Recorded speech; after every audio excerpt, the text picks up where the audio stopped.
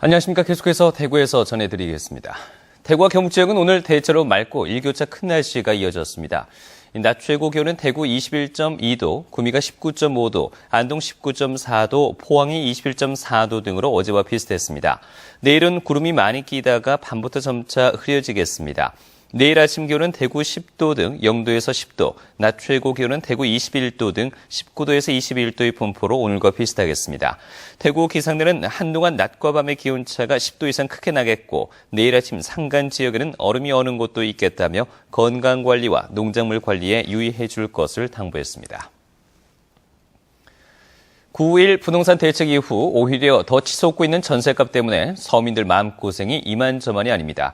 특히 대구는 그 경우가 더 심한데요. 내년 이후 점차 안정세를 되찾을 것이란 전망이 나오고 있습니다. 도근엽 기자입니다. 최근 4년간 대구의 전셋값은 36% 올라 전국 최고치를 기록했습니다. 아파트만 놓고 보면 52% 상승해 상승률이 훨씬 높습니다. 세계 금융위기 이후 신규 공급이 급격히 줄고 저금리 때문에 월세 전환이 늘어난 반면 수요자들의 전세 선호 현상은 여전해 수급 불균형이 심각하기 때문입니다. 하지만 내년 이후는 주택 공급 물량이 늘면서 양상이 달라질 것이라는 전망이 나오고 있습니다.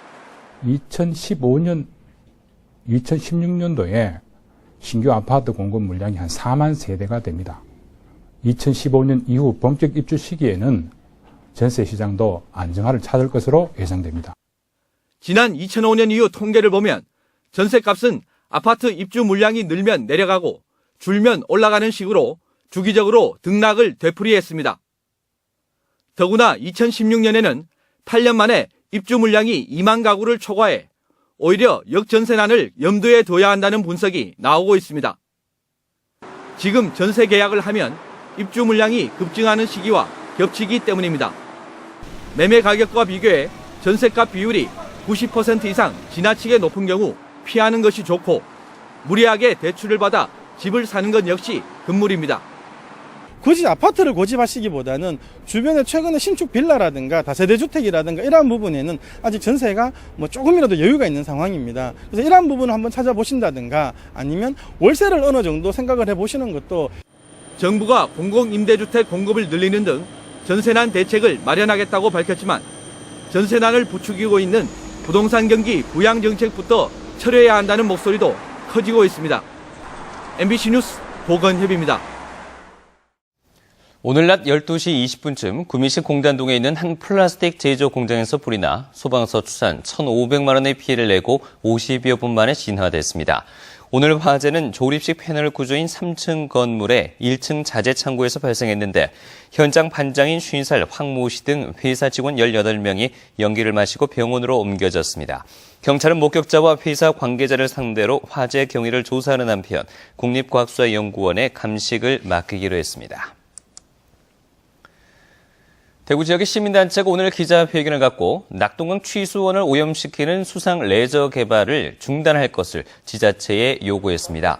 대구 환경운동연합 등 시민단체들은 최근 달성군이 유람선을 띄우고 고령군이 수십 킬로미터에 이르는 거대 레저 공간을 만들기로 하는 등 지자체들이 낙동강의 수변 레저 사업을 벌이고 있다며 이는 1,500만 경상도민의 식수원을 오염시키는 행동이라고 비판했습니다. 또 낙동강은 독성 녹조가 창궐해 수상 레포츠를 즐기는 사람도 위험할 수 있다며 지자체는 당장 낙동강 레저 개발 사업을 멈추라고 주장했습니다. 제2회 대한민국 지방자치박람회가 오늘 낮 엑스코에서 개막해서 나흘 동안 계속됩니다.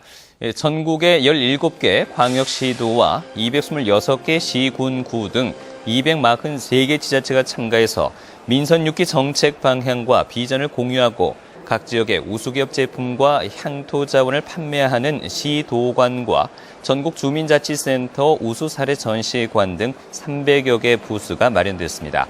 내년에 대구와 경북에서 열리는 세계 물포럼을 홍보하는 물포럼 홍보전시관과 지방발전 전략포럼과 내고장 맛자랑 대회 등 다양한 부대 행사와 문화예술 공연도 열립니다. 대구시가 내일 캄보디아 수도인 프놈펜시 중심가에 대구 의료관광 홍보센터를 엽니다.